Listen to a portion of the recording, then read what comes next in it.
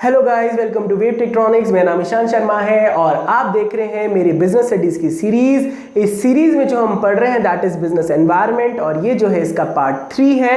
इससे पहले इसके 2 पार्ट आ चुके हैं, तो अगर आपने वो 2 पार्ट नहीं देखे हैं तो पहले आप उस पार्ट को देख लीजिए, तभी जाके आपको ये वाला पार्ट अच्छे से क्लियर होने वाला है। आज के पार्ट में हम जो समझेंगे दैट इज माइक्रो एलिमेंट्स को, माइक्रो एनवायरनमेंट को। आज के टॉपिक में मैं अच्छे से क्लियर करना है, तो चलिए अपने वीडियो को हम लोग शुरू करते हैं।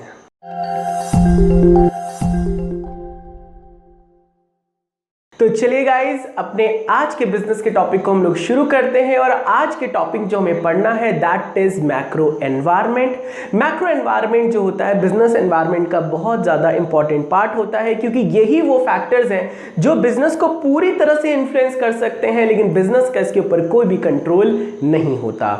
इसको मैं बिजनेस के डायमेंशन, बिजनेस एनवायरनमेंट के डायमेंशन भी कह सकता हूं।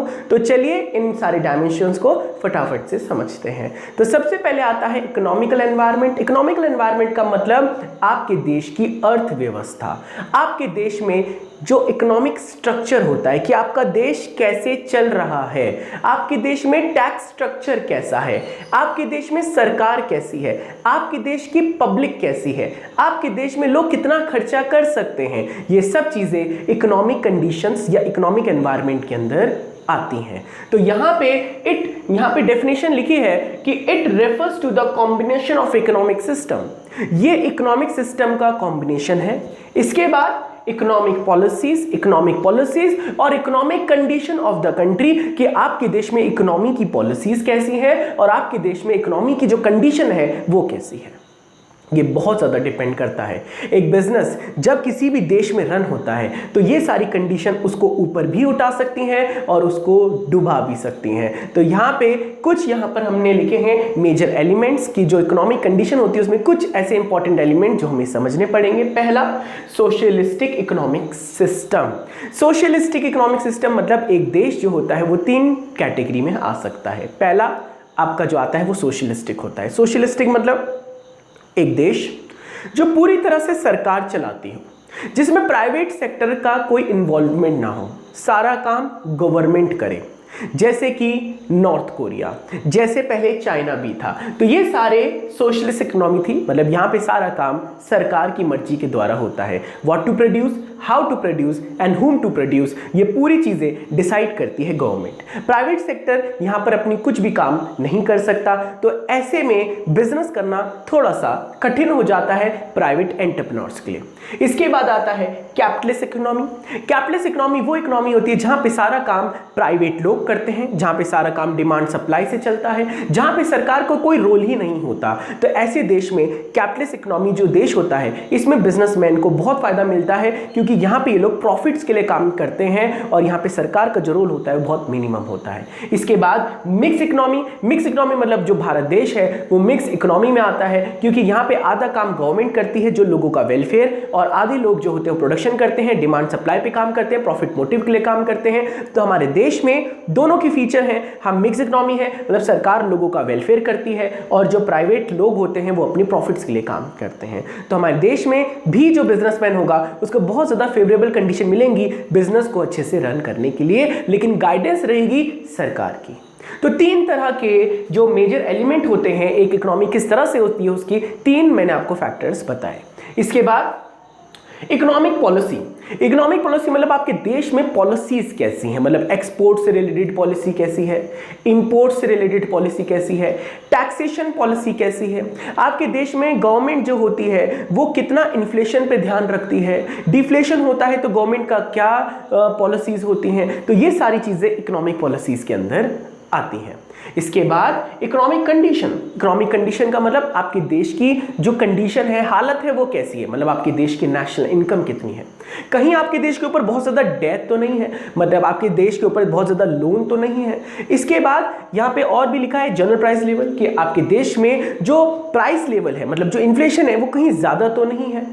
और इसके बाद यहां पे लिखा है rate of interest. Rate of interest का मतलब आपके देश में जो लोन है वो कम रेट पे मिलता है या ज्यादा रेट पे मिलता है। तो ये कुछ ऐसी कंडीशंस होती हैं जो एक बिजनेस को आपको थ्रेट्स भी प्रोवाइड कर सकती है एंड अपॉर्चुनिटी भी प्रोवाइड कर सकती है। सपोज करिए आपके देश में इंटरेस्ट रेट बढ़ जाता है तो क्या होगा, जितने भी सामान होगा वो महंगा हो जाएगा और उससे इन्फ्लेशन बढ़ेगा। जैसे इन्फ्लेशन बढ़ेगा तो लोग डिमांड सप्लाई कम करेंगे। सपोज करिए आपके देश में नेशनल इनकम बढ़ जाती है, आपके देश में देश की जो इनकम है वो राइज होती है, तो फिर क्या होगा, हाउस होल्ड ज्यादा डिमांड करेंगे, गुड्स एंड सर्विसेज ज्यादा डिमांड होगा, उससे आपके देश का जो बिजनेसमैन है वो ऊपर उठेगा। तो देखिए बहुत सारी सी कंडीशंस हैं जो एक बिजनेस को डायरेक्टली अफेक्ट कर सकती हैं और उसमें जो सबसे पहले आज हमने पढ़ा that is economical environment.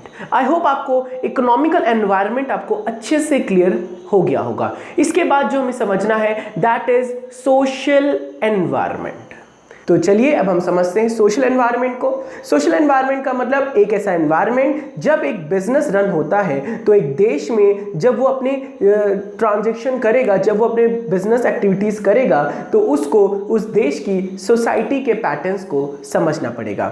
Society के पैटर्न्स का मतलब एक देश में किस तरह का कल्चर है, एक देश में लोगों का क्या माइंडसेट है, एक देश में लोगों को किस तरह का सामान पसंद आता है, उनके टेस्ट एंड प्रेफरेंसेस कैसे हैं, किस कलर की चीज पसंद आती है, या एक देश में स्टैंडर्ड ऑफ लिविंग कैसा है, एक देश में लोगों की जो एक्सपेंडिचर की कैपेसिटी है वो कितनी है, ये सब आपको समझना पड़ेगा। तो ये सब आता है सोशल पैटर्न के अंदर। तो सोशल पैटर्न मतलब it refers to the combination of all those characteristics. ये वो सारे कैरेक्टरिस्टिक्स हैं in the society in which the organisation exist, कि वो सारी कैरेक्टरिस्टिक्स जो एक सोसाइटी में होती है और जिसमें एक बिजनेस चलता है, उस सोसाइटी को, उस कैरेक्टरिस्टिक्स को आपको समझना पड़ेगा, तभी आप अपने बिजनेस को बहुत अच्छे से चला पाएंगे।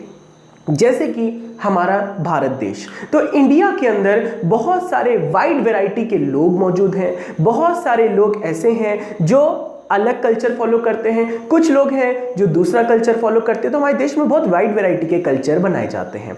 उसके साथ साथ हमारे देश में वाइड वैरायटी ऑफ लैंग्वेजेस भी बोली जाती हैं। उसके साथ साथ हमारे देश में जो लोग हैं उनका बिहेवियर भी अलग अलग है। जैसे नॉर्थ के लोग हैं उनको अलग चीज़ें पसंद हैं, साउथ के लोग हैं उन्हें अलग चीज़ें पसंद हैं, गुजरात हो गया, असम हो गया। तो देखिए हमारे देश में बहुत ज़्यादा अलग अलग तरह की वाइड वैरायटी की चीज़ें मौजूद हैं। तो इसीलिए अगर हमारे देश में बिजनेसमैन बिजनेस करना चाहेगा तो उसे सारे एंगल्स को देखना पड़ेगा। तो इसी को हम कहते हैं सोशल एनवायरनमेंट। तो यहाँ पे कुछ चीजें लिखी हैं, जैसे ट्रेडिशन आपके देश में कैसा है, values, social trend and fashion. जैसे मैं आपको एग्जांपल देना चाहता हूँ, मैकडॉनल्ड्स आपने सुना होगा, हो सकता है आप वहां पे गए भी हों। तो देखिए मैकडॉनल्ड्स एक बहुत बड़ा ब्रांड है, पूरे दुनिया में उसका नॉनवेज का मेन्यू चलता है, लेकिन सिर्फ इंडिया में उनका एक अलग मेन्यू है वेजिटेरियंस के लिए।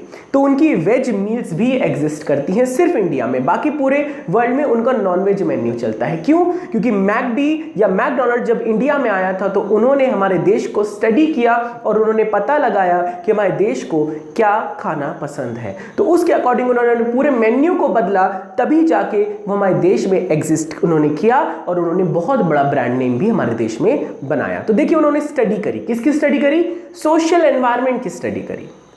अब आपको आगे बढ़ाते हैं। तो देखिए मेजर एलिमेंट क्या है।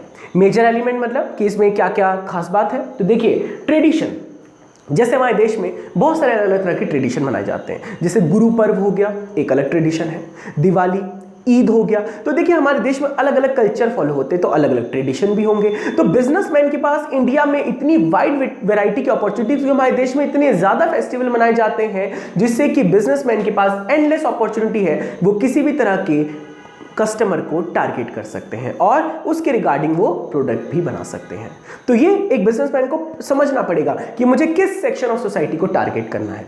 अगर गलती से बिजनेसमैन ने अपने सोसाइटल ऑब्जेक्टिव्स को पूरा नहीं करा, अगर उसने सोशल एनवायरनमेंट को नहीं समझा, तो वो कुछ ऐसा कर जाएगा जो बिजनेस सोसाइटी को मंजूर नहीं होगा और बिजनेसमैन को लॉसेज झेलने पड़ेंगे। तो इसलिए एक बिजनेस के लिए बहुत ज़्यादा इंपॉर्टेंट होता है कि किसी भी देश में जब बिजनेस करने जाओ तो उसका पहले सोसाइटल या सोशल एनवायरनमेंट ज़रूर देख लो। इसके बाद यहाँ पे लिखा है कि आपके देश में वैल्यूज कैसी हैं। वैल्यूज का मतलब मॉरल प्रिंसिपल, मतलब लोगों के प्रिंसिपल्स कैसे हैं prevailing in the society, such as freedom, social justice, कि आपके देश में फ्रीडम कितनी है, सोशल जस्टिस कितना है, सोसाइटी में जस्टिस कितना है, ये सब चीजें भी देखी जाती हैं। और सोशल ट्रेंड्स, सोशल ट्रेंड्स का मतलब आपके देश में क्या क्या चीजें ट्रेंड रहती हैं, जैसे जनरल चेंजेस, जो जनरल चेंजेस होते रहते हैं। और क्या हो सकता है, डेवलपमेंट ऑफ सोसाइटी, सोसाइटी का डेवलपमेंट कैसा है, सच एज हेल्थ हो गया, फिटनेस हो गया, उसके साथ साथ ट्रेंड्स हो गया। तो हेल्थ, क्या देश में आपकी हेल्थ कैसी है, लोग कैसे फिट रहना पसंद करते हैं, तो फिट रहेंगे तो जिम में भी जाएंगे, एक्सरसाइज करेंगे, तो उससे क्या होगा, मिनरल वाटर्स की डिमांड बढ़ेगी या अच्छे ब्रांडेड प्रोडक्ट्स की डिमांड बढ़ेगी। तो बिजनेसमैन के लिए एक देश की सोशल एनवायरनमेंट को समझना बहुत जरूरी है, नहीं तो वो बिजनेसमैन क्या करेगा, अपना लॉस कर बैठेगा। तो सोसाइटल एनवायरनमेंट या सोशल एनवायरनमेंट एक देश के लिए बहुत ज़्यादा इंपॉर्टेंट होता है। तो इसके बाद आई होप आपको ये टॉपिक अच्छे से क्लियर हो गया होगा। इसके बाद हम समझते हैं अपना अगला part, that is technological environment. तो चलिए अब हम समझते हैं अपने अगले बिजनेस एनवायरनमेंट की डायमेंशन को, और वो जो है that is technological environment. Technological environment जो होता है बहुत ज़्यादा इंपॉर्टेंट एनवायरनमेंट होता है। हर एक बिजनेस को या हर एक बिजनेसमैन को टेक्नोलॉजिकल एनवायरनमेंट पे बहुत ज़्यादा फोकस करना चाहिए, क्योंकि जो टेक्नोलॉजिकल एनवायरनमेंट होता है, आजकल जितने भी बिजनेस होते हैं वो टेक्नोलॉजिकल ड्रिवन होते हैं। तो अगर आपने टेक्नोलॉजिकल एनवायरनमेंट को नहीं स्टडी किया है तो एक बिजनेसमैन को वो करना चाहिए। अगर वो पहले से ही टाइमली अपने बिजनेस एनवायरनमेंट को स्टडी करता रहेगा तो उसे थ्रेट्स और अपॉर्चुनिटीज के बारे में पता चलता रहेगा। अगर थ्रेट्स होंगे तो वो अपने आप को बचा पाएगा, और अगर अपॉर्चुनिटीज होंगी तो वो उसका एक्सेस करके फर्स्ट मूवर एडवांटेज ले पाएगा। तो यहां पे टेक्नोलॉजिकल एनवायरनमेंट में हमें समझना है कि it refers to the innovation relating to the various business activity. आपके देश में जितना ज्यादा इनोवेशन होगा, आपके देश में जितना ज्यादा नई टेक्नोलॉजी आएगी, आप उतना ज्यादा बेहतर काम करवा पाएंगे, आपके रिसोर्सेज कम से कम यूटिलाइज होंगे, आपके देश में वेस्टेज नहीं होगी, रिसोर्सेज की बर्बादी नहीं होगी, और आप अपने कस्टमर को हाईली सेटिस्फाई कर पाएंगे, कम रेट पे सामान दे पाएंगे। इससे क्या होगा, आपके देश में आपकी गुडविल इंक्रीज हो जाएगी। तो यहां पे कुछ कंपोनेंट्स हैं टेक्नोलॉजिकल एनवायरनमेंट के, जैसे कि discovering new ways of producing goods and services, नए नए तरीके निकालिए जिससे कि एक बिजनेस क्या कर सकता है, नए नए गुड्स एंड सर्विसेज को बना सकता है। इसके बाद discovering new methods of operating a business, और बिजनेस को किस तरह से चलाना है उसका भी एक नया तरीका ढूंढिए। तो टेक्नोलॉजिकल एनवायरनमेंट में कुछ ऐसे मेजर एलिमेंट्स हैं जो आपको समझना पड़ेगा। अब जैसे कि मैं आपको एग्जांपल समझाता हूं कि अगर हमने टेक्नोलॉजिकल एनवायरनमेंट को नहीं समझा तो क्या इंपैक्ट आ सकता है। जैसे कि जब टीवी का आविष्कार हुआ, टेलीविजन का आविष्कार हुआ, तो जो पुराने रेडियोस थे या सिनेमा घर में लोग जो जाके पिक्चरें देखते थे वो कम हो गया। जैसे ही फोटोस्टेट मशीन आई तो जो कार्बन पेपर से जो लोग लिखते थे वो बंद हो गया। एंड ऐसे बहुत सारी चीजें बंद हो गई जैसे ही टेक्नोलॉजी का अपग्रेडेशन हुआ। जैसे ही कंप्यूटर्स का आविष्कार हुआ तो लोग पहले क्या करते थे, हाथों से लिखते थे। तो जो भी हैंड राइटिंग के जो लोग काम करते थे, जिनकी राइटिंग बहुत अच्छी रहती थी, उन लोगों को क्या हुआ, अपनी जॉब से हाथ धोना पड़ा। तो ऐसे बहुत सारे फैक्टर्स हैं जो कि अगर आपने टेक्नोलॉजिकल एनवायरनमेंट को नहीं समझा तो आपको बहुत ज़्यादा लॉसेस उठाने पड़ेंगे। हो सकता है आपका बिजनेस भी ऑब्सोलीट हो जाए, हो सकता है आपका बिजनेस भी बंद हो जाए। तो अगर टेक्नोलॉजिकल एनवायरनमेंट को आपने अच्छे से समझा तो आप फर्स्ट मूवर एडवांटेज ले सकते हैं, नहीं तो आपको बिजनेस बंद भी करना पड़ सकता है। तो ये सब आता है टेक्नोलॉजिकल एनवायरनमेंट में।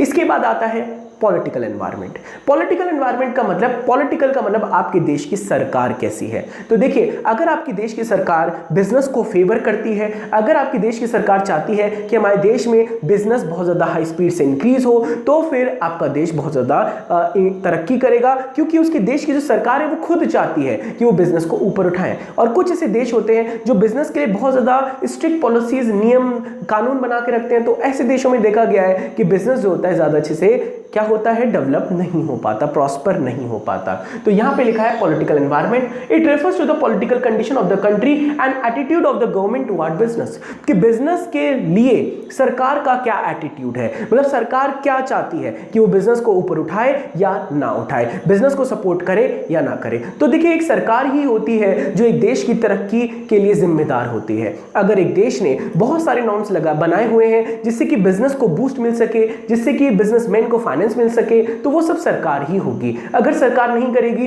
तो वहाँ के बिजनेसमैन इतना अच्छा डेवलपमेंट नहीं कर पाएंगे और अपने ब्रांड को भी ढंग से नहीं बना पाएंगे। इसके बाद यहाँ पे लिखा है कि इसके मेजर एलिमेंट क्या है। जैसे एक देश में सरकार बार बार चेंज तो नहीं होती रहती, क्योंकि बहुत सारे देश ऐसे होते हैं जहाँ पे पॉलिटिकल स्टेबिलिटी ज़्यादा नहीं होती। मतलब जो सरकार आती है फिर बदल जाती है, फिर सरकार आती है फिर बदल जाती है। ऐसे देशों में देखा गया है कि जो बिजनेसमैन होते हैं वो देश को छोड़ के चले जाते हैं, या जो बड़ी बड़ी ब्रांड आते हैं किसी भी देश में, मल्टीनेशनल कंपनीज, वो उस देश में इन्वेस्ट नहीं करते। इसके बाद पीस इन द कंट्री, क्या आपके देश में शांति है? क्योंकि शांति को बनाने की भी जिम्मेदारी सरकार की होती है। तो अगर देश शांत रहेगा, ज़्यादा उथल पुथल नहीं होगी, या आपके देश में कोई टेररिस्ट एक्टिविटी नहीं होगी, तो उस देश में बिजनेस जो होता है वो बहुत अच्छे से क्या होता है, इंक्रीज होता है। इसके बाद आता है टाइप ऑफ गवर्नमेंट। आपके देश में सरकार किस टाइप की है, सिंगल पार्टी सरकार है या मल्टीपल पार्टी सरकार है? तो ये भी बहुत ज़्यादा डिपेंड करता है, क्योंकि सिंगल पार्टी सरकार होगी तो क्या होगा,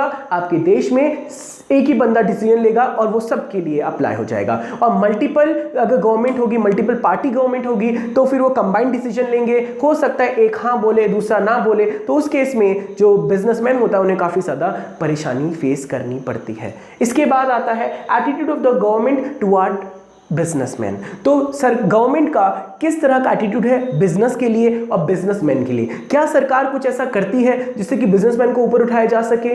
तो ऐसे बहुत सारे अलग अलग नॉर्म्स बनाए हुए सरकार ने, जिससे कि हमारे देश में बिजनेस का स्टार्टअप किया जा सके। बिजनेस को उठाने के लिए सरकार ने बहुत अलग अलग टाइप के नॉर्म्स बनाए हुए हैं, जैसे मेक इन इंडिया हो गया, और भी बहुत सारे, जैसे स्किल इंडिया हो गया। स्किल इंडिया का मतलब क्या हुआ कि अपने देश के जितने भी यूथ है जिनमें स्किलफुल बनाया जाए और वो भी अपना बिजनेस शुरू कर सके, तो दैट इज स्किल इंडिया।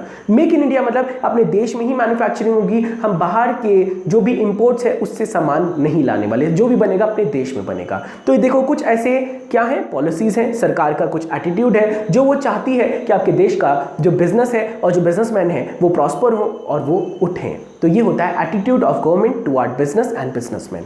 इसके बाद ideology and various political parties. और वे आइडियोलॉजी क्या है, मतलब बिजनेस जो गवर्नमेंट है वो किस आइडियोलॉजी से एक देश में काम करती है। तो इसके बहुत सारे इंपैक्ट हो सकते हैं, क्योंकि देखिए जो सरकार होती है, जो पॉलिटिकल पार्टीज होती हैं, वो डायरेक्टली रिलेटेड होती है आपके बिजनेसमैन से। कैसे? तो देखिए, अगर सरकार ने एक रूल लगा दिया कि सपोज करिए जीएसटी इंक्रीज होगा, तो उससे क्या होगा, वो डायरेक्टली इंपैक्ट करेगा किसी भी बिजनेसमैन को। क्यों? क्योंकि उसे उसका टैक्स रेट बढ़ जाएगा। फिर वो टैक्स रेट सीधा बर्डन किस पे डालेगा, कस्टमर पे डालेगा, तो फिर चीज़ें महंगी हो जाएंगी। तो जो गवर्नमेंट होती है और जो बिजनेस होता है वो डायरेक्टली एक दूसरे से को इन्फ्लुएंस कर सकता है।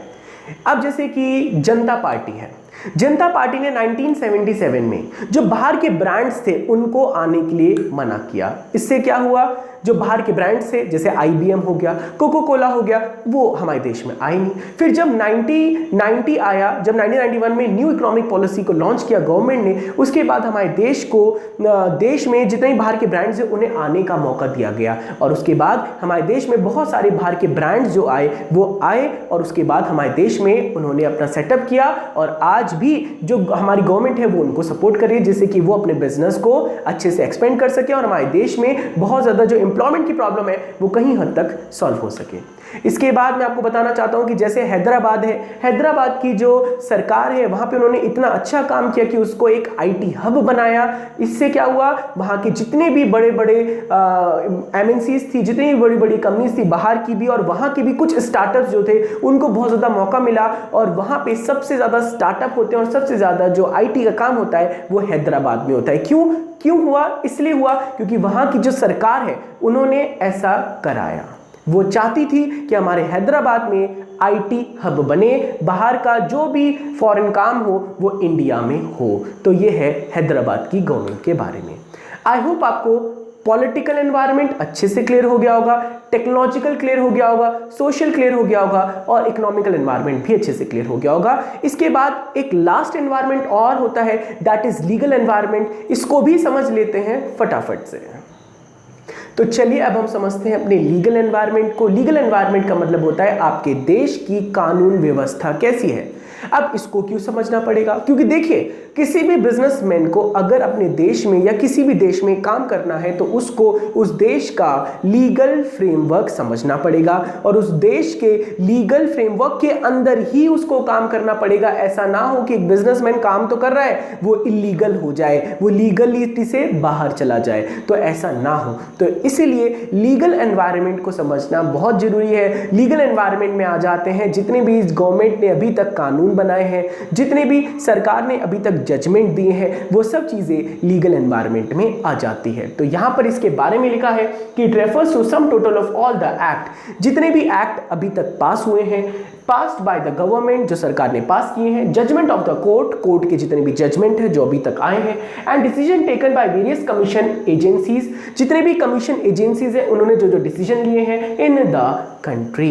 तो ये सारी चीजें आती हैं लीगल एनवायरनमेंट के अंदर। अगर जो भी बिजनेसमैन है अगर उसने लीगली सारा काम ढंग से किया हुआ है तो उसे कोई भी डरने की जरूरत नहीं, क्योंकि देखिए लीगल एनवायरनमेंट में भी दो चीजें आ जाती हैं, थ्रेट्स एंड अपॉर्चुनिटीज। तो अगर वो लीगली सारा सही काम करेगा तो उसके लिए तो अपॉर्चुनिटीज खुली रहेंगी, और अगर उसने कुछ भी काम गड़बड़ होगा या इलीगल तरह से होगा या कुछ भी लीगल फ्रेमवर्क में नहीं होगा तो उसके लिए थ्रेट हो जाएगा। ये एक बिजनेसमैन को अच्छे से समझना चाहिए। इसके बाद आता है मेजर एलिमेंट। क्या क्या मेजर एलिमेंट है? The act and legislation pass by the government, जितने भी एक्ट हैं, जितने भी कानून है जो सरकार ने पास किए हैं, जो भी डिसीजन अभी तक लिए हैं वेरियस कमीशंस ने और एजेंसीज ने, और जो कोर्ट के जजमेंट कैसे हैं, कोर्ट के क्या क्या अभी तक जजमेंट आए हैं, वो सब चीजें लीगल एनवायरनमेंट के अंदर आती हैं।